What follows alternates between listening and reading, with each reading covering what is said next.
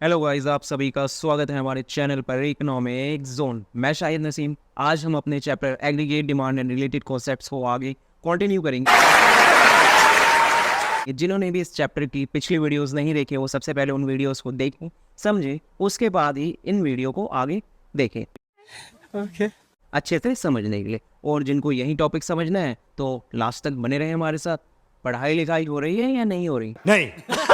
नहीं हो रही तो अब मेहनत करवाने के लिए करते हैं आगे।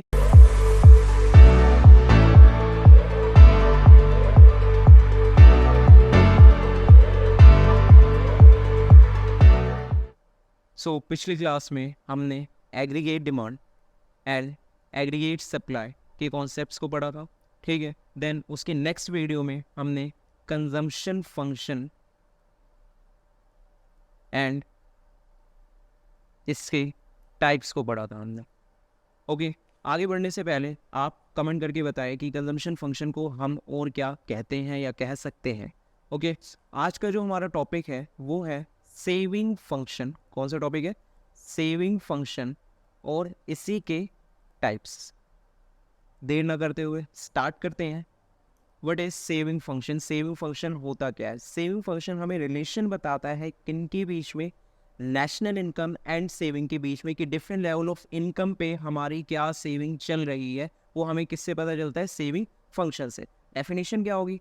Functional relationship between what? Saving and national income. ठीक है, functional relation between saving and national income, इसी को हम क्या कहते हैं? सेविंग फंक्शन कहते हैं।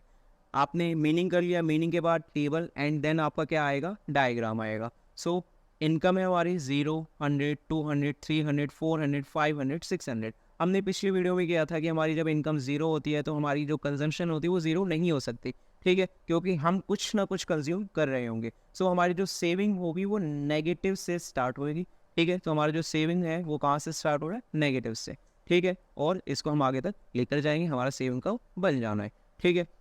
सो कर्व भी हो गया और टेबल भी हो गई। अब इसमें ना कुछ पॉइंट्स आते हैं, जैसे आपका डिस सेविंग है, ब्रेक इवन पॉइंट है, सेविंग है। अब ये डिस सेविंग क्या होता है? डिस सेविंग होती है जब आपकी इनकम कम हो और आपकी जो कंजम्पशन है वो क्या हो? ज़्यादा हो as compare to your income. तो हमारी जो सेविंग होगी वो क्या होगी? वो हमारी होगी नेगेटिव।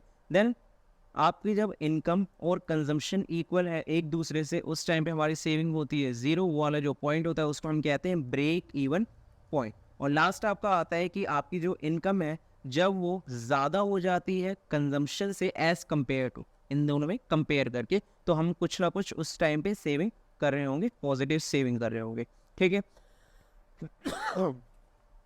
नेक्स्ट हम आगे आते हैं इसके टाइप्स के ऊपर। इसके मेनली 2 टाइप्स हैं। किसके? Propensity to save. Saving function जो है इसका दूसरा नाम क्या है? Propensity to save. तो इसके 2 टाइप्स हैं। एक आपका है APS, average propensity to save, and दूसरा आपके पास है marginal propensity to save. Average propensity to save आपको क्या बताता है कि डिफरेंट लेवल ऑफ इनकम पे हम एवरेज सेविंग कितनी कर रहे हैं, डिफरेंट लेवल ऑफ इनकम पे हम एवरेज सेविंग कितनी कर रहे हैं। इसको निकालने के लिए हम क्या करते हैं? क्या फॉर्मूला लगाते हैं? APS equals to saving divided by income, ठीक है। तो हमारी जो इनकम है वो 0 से 400 तक, सेविंग आपको ही पता है कैसे निकली है। इनकम में से आप कंजम्पशन को माइनस कर देना तो आपकी क्या आ जाएगी? सेविंग आ जाएगी। -40, -20, 0, 20 एंड 40। APS निकालने के लिए आपको क्या करना है? सेविंग को इनकम से डिवाइड कर देना है तो आपका APS आ जाएगा। APS बनाने के लिए हम क्या करेंगे? X axis Y, origin Y dash. Saving का हमारा नेगेटिव से स्टार्ट हो रहा है, ठीक है। ये इनकम है और ये सेविंग है। आपको फॉर्मूला क्या होता है APS का? Saving divided by income. So ये वाली लाइन हमारी सेविंग की पैरेलल है, देखो, ठीक है। और ये वाली लाइन इनकम के पैरेलल है, जहाँ पे हमारा बॉक्स बन जाए नॉर्मल समझाने के लिए। तो ये हमारा क्या हो जाएगा? That is a APS। अब इसके कुछ इंपॉर्टेंट पॉइंट्स हैं जो आपको पता होने चाहिए। APS जो है वो कभी भी 1 नहीं हो सकता। क्यों नहीं हो सकता? क्योंकि हमारी इनकम और सेविंग एक दूसरे के इक्वल हो ही नहीं सकती। सेकंड हम बात करते हैं APS can be 0। Yes, APS हमारा 0 हो सकता है क्योंकि हमारी सेविंग एक टाइम पे क्या रहती है? 0। कब रहती है? जब इनकम और कंजम्पशन एक दूसरे के इक्वल रहते हैं। फिर आपका जो APS है वो नेगेटिव भी हो सकता है और लेस देन 1 भी हो सकता है। EPS जो है ऑफकोर्स नेगेटिव है, कब है? जब सेविंग हमारी नेगेटिव है। और लेस देन 1 कब है? जब हमारी सेविंग जो है वो है कम as compare to our income, ठीक है। और लास्ट आपका इनकम जैसे जैसे हमारी इंक्रीज होगी वैसे वैसे APS भी इसके साथ क्या होता जाएगा? इंक्रीज होता जाएगा। नेक्स्ट हम आगे आते हैं अपने टाइप पर, that is marginal propensity to save. Marginal propensity to save आपको क्या बताता है कि हमारी इनकम में चेंज होने से हमारी सेविंग में एवरेज कितना चेंज आ रहा है, उसी को हम क्या कहेंगे, MPS। और ये इसका फॉर्मूला भी हो गया, MPS इक्वल्स टू में ट्राइंगल S अपॉन में ट्राइंगल Y। ठीक है, सो टेबल में income, saving, change in income and change in saving आपको निकालना पड़ेगा। अगर मैं इनकम की बात करूँ, ऊपर कुछ भी नहीं है तो डैश, फिर कितने का चेंज आ रहा है हर लेवल पे, 100 100 100 एंड 100 का। चेंज इन सेविंग की बात करते हैं, चेंज इन सेविंग -40, मतलब ऊपर कुछ भी चेंज नहीं है, डैश, फिर चेंज कितने का आ रहा है 20 20 20। और MPS निकालने के लिए आप चेंज इन S को चेंज इन Y से डिवाइड कर देंगे तो आपका क्या आ जाएगा, MPS। डायग्राम की बात करते हैं, X axis origin, Y dash, saving का हमारा नेगेटिव से स्टार्ट हो रहा है। और हमें अगर क्या कहते हैं MPS बनाना है, तो MPS बनाने के लिए सबसे पहले हमें क्या बनाना पड़ेगा, EPS बनाना पड़ेगा। ठीक है, सो ये इनकम है, ये कंजम्पशन है। इनकम में सेविंग है, income and saving. Income increase हुई तो हमारी जो सेविंग है वो भी उसके साथ क्या हो गई, इंक्रीज हो गई। तो यही हमारा जो है ये शो करता है किसको, MPS को। नेक्स्ट हम आगे आते हैं, आने से पहले इसके इंपॉर्टेंट पॉइंट को, एक इंपॉर्टेंट पॉइंट है कि जो आपकी MPS की जो वैल्यू होती है वो 0 से लेकर 1 के बीच में वेराई करती रहती है। कैसे, अगर हमारी इनकम में चेंज आया तो हमारी सेविंग में भी अगर चेंज आ गया तो हमारी जो MPS की वैल्यू होगी वो क्या होगी, 1। और अगर हमारी इनकम में चेंज आया लेकिन हमने उसमें से कुछ भी सेव नहीं किया तो हमारी जो MPS की वैल्यू रहेगी वो क्या रहेगी, 0 रहेगी।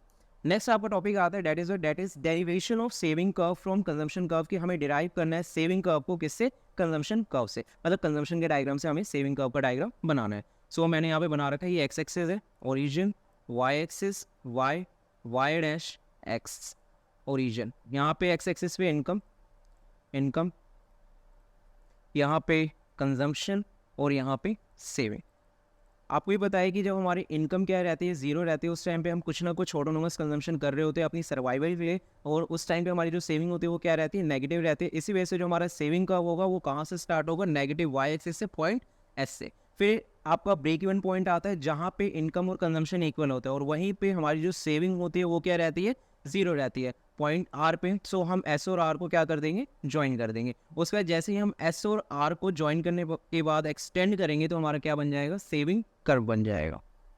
ओके, नेक्स्ट हम आते हैं इन्वेस्टमेंट के ऊपर। What is investment? इन्वेस्टमेंट का मतलब होता है कि जब हम कोई भी नई कैपिटल एसेट्स को क्या कर रहे होते हैं, परचेज कर रहे होते हैं, उसके ऊपर खर्चा कर रहे होते हैं, उसी को हम कहते हैं इन्वेस्टमेंट फंक्शन। जो इन्वेस्टमेंट है इसको क्लासिफाई कर रखा है 2 पार्ट्स में, एक इंड्यूस्ड इन्वेस्टमेंट है, दूसरा आपके पास ऑटोनोमस इन्वेस्टमेंट है। इंड्यूस्ड इन्वेस्टमेंट का मतलब क्या होता है, जो हम प्रॉफिट के लिए करते हैं, और ऑटोनोमस जो प्रॉफिट के लिए ना करके किसके लिए कर रहे हैं, सोशल वेलफेयर के लिए कर रहे हैं। और इंड्यूस्ड इन्वेस्टमेंट हमारी इनकम से चेंज हो सकती है कि हमारी इनकम बढ़ी तो इन्वेस्टमेंट बढ़ेगी, इनकम कम तो हमारी इन्वेस्टमेंट भी क्या हो जाएगी, कम। तो इसमें डायरेक्ट रिलेशन होता है, इस वजह से ये अपवर्ड स्लोपिंग होता है। और क्या कहते हैं, आपका जो ऑटोनोमस इन्वेस्टमेंट है, ऑटोनोमस इन्वेस्टमेंट जो है वो उसको इनकम से कोई मतलब नहीं होता, इनकम बढ़े कम रहे वो कांस्टेंट ही रहने वाली। इस इनकम पे, इस इनकम पे, इस इनकम पे हमारी जो इन्वेस्टमेंट है वो क्या रहेगी, कांस्टेंट ही रहेगी।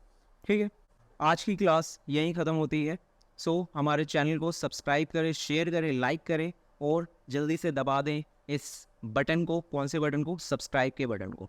मिलते हैं अगली वीडियो में। Tata bye.